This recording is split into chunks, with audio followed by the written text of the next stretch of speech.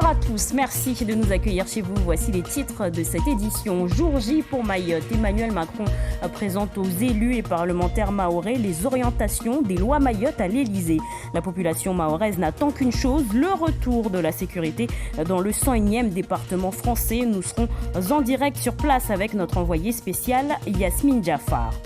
Le festival Caribou fait son retour demain. Pendant 2 jours et 2 nuits, une quarantaine d'artistes va se produire à Mtsanga Beach. Parmi eux, l'artiste iconique Mtoro Chamou. Il nous fait l'honneur d'être notre invité ce soir.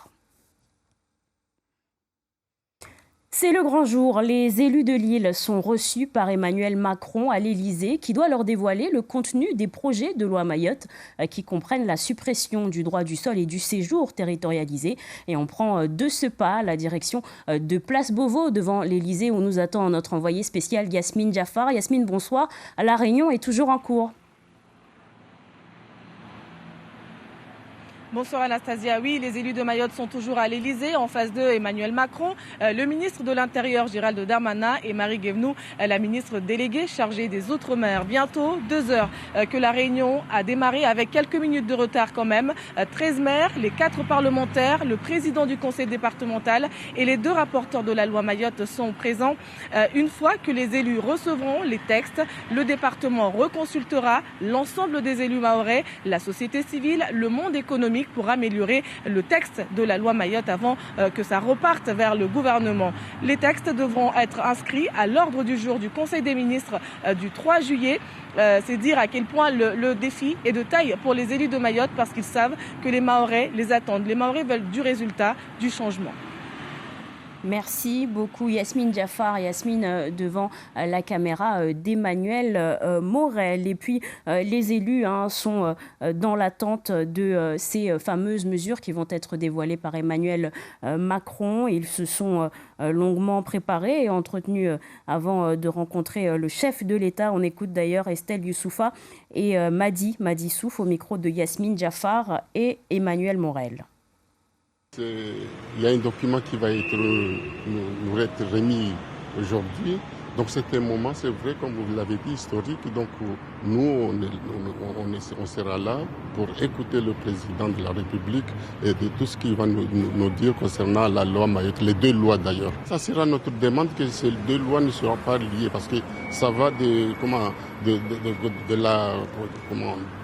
développement de Mayotte. Donc nous attendons que ces 2 lois soit ils passent tous ensemble, soit au moins une des lois passe. Ça fait plus d'1 mois que nous nous déplaçons ici. On a vu différents responsables des partis politiques, LR, Modem, même la majorité présidentielle. On a besoin de tout le monde pour soutenir ces 2 lois, surtout lors du congrès. Donc on a besoin des voix de tout le monde. Donc on n'a pas de préférence de partis ou des positions des uns et des autres. Je suis inquiète de la gravité du rendez-vous auquel on se rend. Impatiente d'entendre la réponse du chef de l'État, consciente aussi que compte tenu du contexte en Nouvelle-Calédonie, ça peut jouer très fort pour ou contre Mayotte. Soit l'exécutif se rend compte qu'il faut nous envoyer un signal fort, sinon ça va très mal tourner à la calédonienne. Soit l'exécutif est pétrifié par les événements en Nouvelle-Calédonie et n'arrive pas à répondre au rendez-vous qui est fixé pour Mayotte. Mais on a des enjeux importants, un contexte de déficit budgétaire, une certaine habitude de ne rien faire pour Mayotte.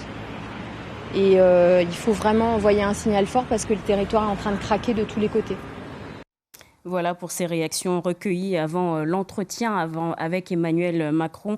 Réaction du président de l'association des maires et de la députée Estelle Youssoufa. Réaction recueillie par Yasmine Jaffar et Victor Pérez Boucheron. Et on retournera bien sûr les voir si la rencontre se termine durant ce journal. Des projets de loi qui, vous allez le voir, ne sont pas accueillis favorablement par toute la population mahoraise. C'est en tout cas le discours tenu par les personnes rencontrées aujourd'hui. Aurélien Février, Bibi Mariam Alidi. Autour de la place de l'ancien marché de Mamoudzou, les avis sont unanimes. Les personnes rencontrées n'attendent rien des 2 projets de loi Mayotte. Ce n'est que des blabla, blabla, blabla. Ça fait longtemps qu'on attend de l'espérance, qu'on attend qu'on nous propose des choses concrètes pour Mayotte et jusqu'à ce jour, on n'a rien vu. Tant qu'on n'a pas vu vraiment ce qui se passe, ce qu'ils ont donné, nous on n'entend rien du tout parce qu'ils nous ont assez menti comme ça. Je pense que même si les élus sont partis à la métropole, je ne pense pas qu'il y aura un avis favorable pour les Mahorais. Certains remettent même en question l'utilité d'une loi spécifique pour le département. Mais est-ce que Mayotte a besoin d'une loi? Parce que les lois existent déjà. Donc on n'a pas juste besoin de décrets d'application. On vient instruire une loi spécifique pour Mayotte, la loi Mayotte. Ça voudrait dire que on encadre Mayotte, on englobe Mayotte dans une spécificité qui serait in fine un piège pour le développement de Mayotte. Et c'est ça ma principale crainte. Un précédent existe. Le 13 janvier 2022, le conseil départemental avait rejeté à l'unanimité un premier projet de loi Mayotte, regrettant notamment l'absence de mesures sur la sécurité. Ce qui est sûr, c'est que le monde économique et le milieu du tourisme attendent beaucoup de ces projets de loi. Et pour en parler, on reçoit ce soir Saïd Salim, président de l'Office du tourisme de Petite-Terre et aussi président de l'Union départementale des CCAS de Mayotte. Bonsoir, merci beaucoup d'être avec nous ce soir. Bonsoir Anastasia, bonsoir aux téléspectateurs. Alors en matière de social, tout d'abord, où les retards sont énormes quand on compare à l'Hexagone, que doit comporter ces projets de loi selon vous ? Je pense qu'aujourd'hui, il faut replacer les choses étape par étape. Et nous, au niveau de l'Union départementale des CCAS, nous considérons qu'il y a une première étape qu'il faut faire, c'est passer à l'action et notamment stopper l'hémorragie. L'hémorragie de cette invasion massive sur le territoire. Et tant que cette invasion massive ne sera pas contrôlée, toutes les politiques qu'on pourra mener sur le territoire seront sous-dimensionnées. Donc la base pour nous, elle est là et on attend de voir les résultats de ce rideau de fer qui a été promis. Pour nous, c'est la première étape.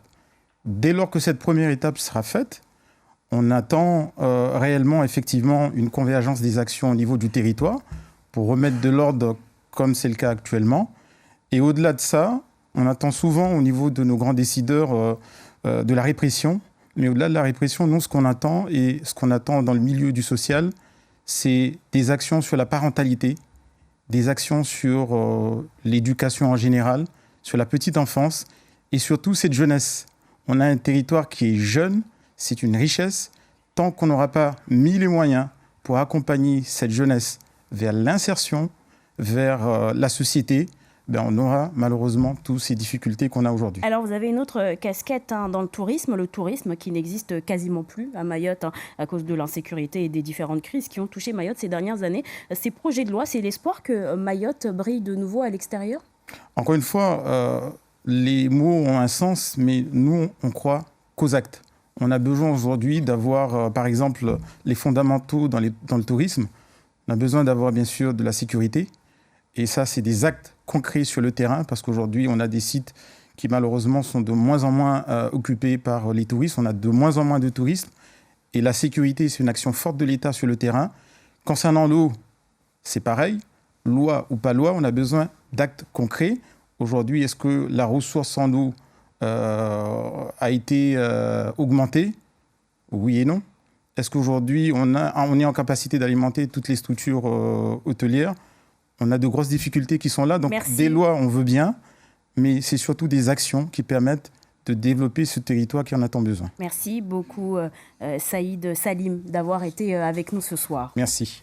Alors qu'une deuxième opération de nettoyage a eu lieu dans les rues de Cavani où campent des centaines de migrants, les habitants du village réécrivent un courrier à Emmanuel Macron avec en pièce jointe une nouvelle pétition signée par plus de 1600 personnes. Ils demandent au président de la République l'évacuation du camp de migrants qui compte selon eux plus de 1000 personnes au plus tard le 31 mai 2024, auquel cas la population de Cavani, je cite, agira en conséquence. On en vient à cette convention signée aujourd'hui au Conseil départemental, un engagement entre l'UNAF, l'Union nationale des arbitres de football section Mayotte, et les représentants de l'État, dont le procureur de la République et le commandant de la gendarmerie. Cette convention nationale déclinée sur l'ensemble des départements vise à renforcer les missions des arbitres, les protéger et sanctionner les agresseurs. On écoute à ce sujet Ali Bakar Mohamadi Moka, président de l'UNAF section Mayotte, au micro d'Hachim Saïd Hachim et Chafion Madi. il y a une loi qui s'appelle la loi Lamour. Cette loi Lamour, il signifie qu'un arbitre habillé en noir ou en jaune ou quoi que ce soit, il est comme un gendarme, comme un policier, comme tout le monde. Alors, ils ont les mêmes fonctions au niveau du travail. Et nous, à Mayotte, on n'était pas encore dedans. Mais là, c'est bien. Je félicite l'ensemble de tout le monde. Mais il y a un mais. Il fallait que cet arbitre-là soit adhéré à l'UNAF. Et si l'arbitre n'est pas adhéré, là, moi, je ne peux pas le protéger. C'est ce qu'on a signé aujourd'hui. Il va protéger l'ensemble de tout le monde. Les sanctions sont lourdes. Imaginez-vous si on a frappé un gendarme ou un policier. Tout le monde connaît les conséquences qui arrivent. Il a 3 ans ferme et 15 000 € d'amende. Là, ce n'est pas M. Libakar qui va les sortir. Il faut assumer ses responsabilités. Si la nuit dernière a été calme et apaisée à Nouméa, selon le haut-commissaire de la République en Nouvelle-Calédonie, où on fait état de 5 morts, l'ordre public n'est toujours pas revenu. Des émeutiers restent toujours incontrôlables. Diane Schlinger. Ils paradent dans Nouméa avec leurs trophées, des voitures de police volées. Énième défi aux autorités, d'émeutiers qui ne comptent pas rendre les armes. Par moments, la situation semble se calmer et les habitants sortent pour faire le plein de vivres. Ce matin, ils se massent devant ce centre commercial. Une distribution de produits de première nécessité est organisée. Mais il suffit d'une étincelle pour que cela dégénère. Ça commence à chauffer ici en bas, géant. Un mouvement de foule et quelques minutes plus tard, c'est la confusion. Des détonations. Des cris de panique. Face aux blindés de la gendarmerie, des jeunes tentent de pénétrer dans les commerces à coups de marteau. Quand les forces de l'ordre se rapprochent, ils finissent par s'enfuir. Les autorités locales cherchent à reconquérir les derniers quartiers de l'agglomération de Nouméa, encore hors de contrôle. Mais la tâche est compliquée, car sur les barrages, beaucoup sont armés. Et normalement, c'est interdit le fusil. Et voilà, je vais le garder. C'est la loi, il dit que c'est interdit le fusil. Voilà. Et tous les voitures qui vont passer ici, on le fera contrôler. Mais pour éviter toute pénurie sur l'île, il y a urgence. Il faut charger les camions, organiser les convois, les sécuriser, débloquer les barrages, dont je rappelle que certains ont été piégés par la pose de bouteilles de gaz et de systèmes d'inflammation. Un épais nuage de fumée surplombe encore Nouméa, signe que les heures sont encore loin d'être terminées. Et pour aller plus loin sur le sujet, on est avec vous, Aurélien Février, bonsoir. Bonsoir Anastasia. On va revenir déjà sur ce qui a déclenché les émeutes en Nouvelle-Calédonie. Ouais, tout est parti du projet de loi constitutionnel qui vise à acter le dégel du corps électoral dans le territoire. Il faudra alors être domicilié ou être né en Nouvelle-Calédonie depuis au moins 10 ans pour pouvoir voter aux scrutins locaux. Actuellement, il faut être inscrit sur les listes électorales depuis 1998 pour y participer. Les indépendantistes sur place s'opposent à ce projet de réforme constitutionnelle, ce qui a entraîné donc les images qu'on vient de voir, ces émeutes qui ont éclaté depuis lundi, entraînant notamment la mort de 5 personnes, dont 2 gendarmes. Toutes tuées par armes à feu, car sur place, il faut le savoir, 100 000 armes à feu seraient en circulation. Et en réponse à ces émeutes, le président de la République, Emmanuel Macron, a décrété l'état d'urgence sur place. Une décision qui doit permettre le retour de l'ordre public sur place. Ouais, c'est l'objectif. Et pour y parvenir, dès à présent, plusieurs indépendantistes ont été assignés à résidence. Le réseau social TikTok, lui, a été bloqué dans l'archipel.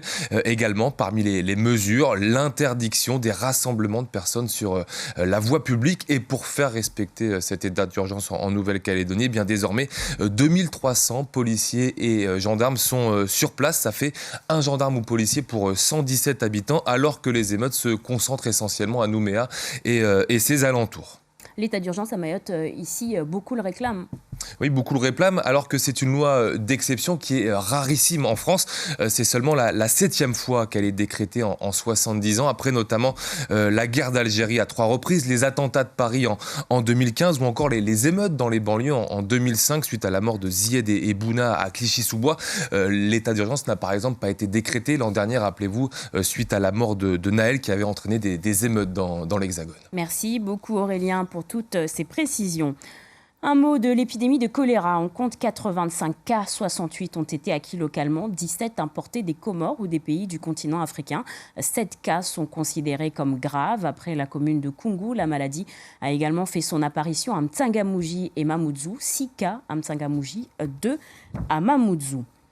L'association des étudiants et des jeunes de Mayotte, l'AEJM, a organisé ce vendredi la cérémonie de remise des prix de la 6e édition de son concours phare Selfiston Préservatif, une campagne de sensibilisation destinée aux jeunes visant à promouvoir la santé sexuelle et la prévention des IST sur une île où le sujet est encore tabou. L'événement s'est déroulé à la MGEN de Kaoini, parrain du concours Hachim Saïd Hachim, Chafion m'a dit. Arsati est la lauréate du concours Selfies ton préservatif 2024. Après avoir été recalée à l'édition précédente, elle revient cette année avec la meilleure photo et slogan qui la hisse à la première place. Il faut leur dire parce que certaines personnes ne comprennent pas cela. Il est très très important de se protéger parce qu'il faut savoir qu'à Mayotte, on est le premier département à avoir beaucoup de taux de natalité. Fayed représente son frère Ikram, 3e du concours. Selon lui, on a tous gagné. Aïria est également heureuse de sa seconde place. Je suis contente d'avoir ce cadeau, même si je voulais être la première, mais je suis venue en 2e. La première aussi, elle a fait un gros travail. Son slogan était parfait.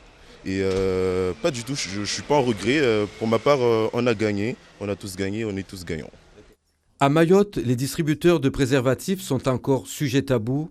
S'en procurer est toujours compliqué. Il faut peut-être que des privés montent un business sur le préservatif. Il y a des privés qui montent des business pour vendre de l'alcool. Ils peuvent monter un business de la même manière. Une difficulté majeure au moment où les IST sont en augmentation dans le département. On œuvre énormément pour distribuer des préservatifs dans tout le territoire pour diminuer ces chiffres au niveau du VIH, au niveau des différentes IST. L'idée d'élargir le concours au public adulte a émergé lors de cette cérémonie de remise de prix et applaudie par les participants. Le festival Kariboum revient ce week-end à Mtsanga Beach dans la commune de Sada. Cette 9e édition, organisée par l'association Atomix Sound System, se veut éclectique et festive. Au menu, de nombreux artistes tels que Nawal, Massirou Song ou encore Bako et Urban Plant. D'ailleurs, Ismaël, Mohamed Ali et Assadi Razafitseeno ont assisté à la répétition de ce dernier groupe. Regardez. Au rythme du maître Ngoma, le tam-tam, les artistes du groupe Bako and the Urban Plant affûtent leur composition pour leur première participation au festival de musique Kariboum. Il ne s'agit pas pour eux d'être prêts, mais d'être connectés au divin.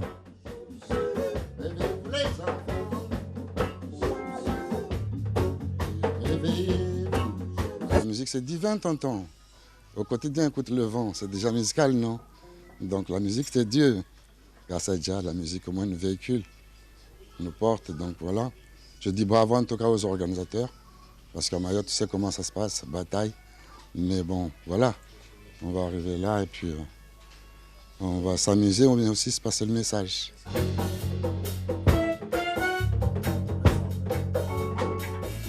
Pour réveiller les consciences, l'artiste Bako et ses comparses font parler magnifiquement les instruments entre eux pour un mariage de folie.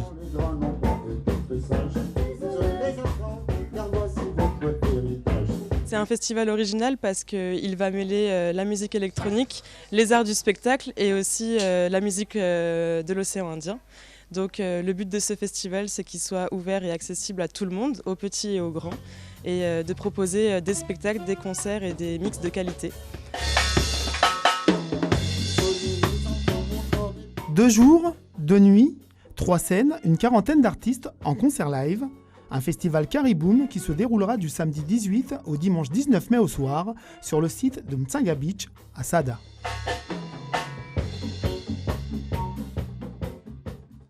Et parmi ces artistes attendus au festival, on retrouvera l'ambassadeur de la musique mahoraise, Mtoro Chamou, le chanteur et guitariste, est notre invité ce soir. Bonsoir, merci d'être avec nous.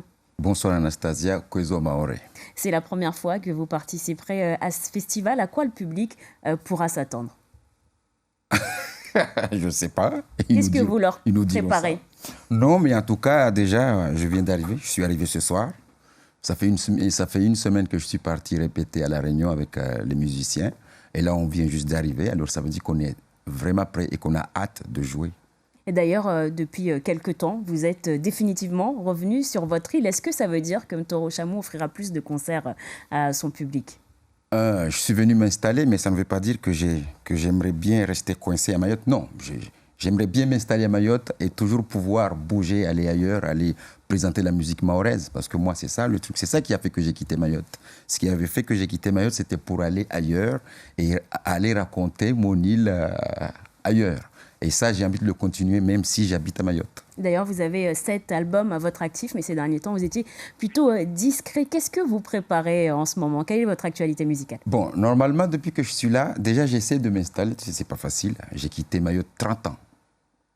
Il n'y a que moi qui les vois, parce que ici, les gens n'ont pas remarqué ces 30 ans. Déjà, j'essaye de m'installer. Et puis, sinon, je vais bouger. Le mois de mai, là, je dois bouger. Normalement, je dois bouger parce que j'ai un travail à faire avec les musiciens de Kassav concernant un festival qui s'appelle Festival La Première, justement, qui est organisé par La Première à Paris, mais qui va se faire à Marseille. Alors du coup, voilà, je dois rebouger encore pour Marseille.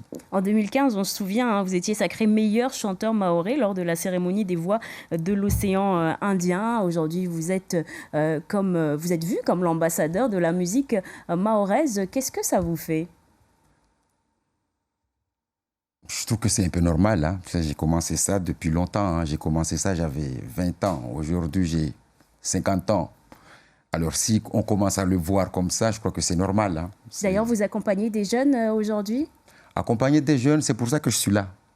Alors, du coup, je me dis que pour l'instant, on ne vaut mieux pas trop parler. Je ferai les choses dès que je peux. Merci beaucoup, ça sera le mot de la fin. Merci Ntoro Chamou, on vous retrouve donc dimanche à Mtanga Beach dans le cadre de cette 9e édition du festival Cariboum. Merci. Et nous on retourne à Paris, voir si la réunion est toujours en cours ou elle s'est achevée. On voit cela avec Siti Daroussi. Siti Daroussi, bonsoir. Alors est-ce que les élus mahorais sont sortis de cette rencontre? Bonsoir Anastasia, eh bien non, pas encore, ça va faire bientôt 2 heures qu'ils sont reçus par le président de la République et on les attend toujours pour pouvoir avoir leur réaction. Tout ce que l'on peut dire, Anastasia, c'est que les élus sont arrivés ensemble pour cette rencontre avec le président de la République. Une arrivée plus d'1 heure avant pour procéder à toutes les formalités de sécurité. Ils ont passé les barrières de sécurité ensemble, arrivés ensemble, mais est-ce qu'ils ont parlé d'une seule et même voix devant le président de la République? Une question qu'on leur posera puisqu'on a l'habitude, en tout cas ils ont donné l'habitude aux Mahorais qu'une fois à Paris, ils se dispersent. Hier, lors de leur rencontre en avant pour pouvoir travailler sur une stratégie, ils se sont accordés sur notamment 2 points, sur la convergence des droits et sur le séjour territorialisé. Eh bien, nous leur demanderons à la sortie s'ils ont pu dire les priorités pour Mayotte et leur point de vue et surtout s'ils ont parlé d'une seule et même voix.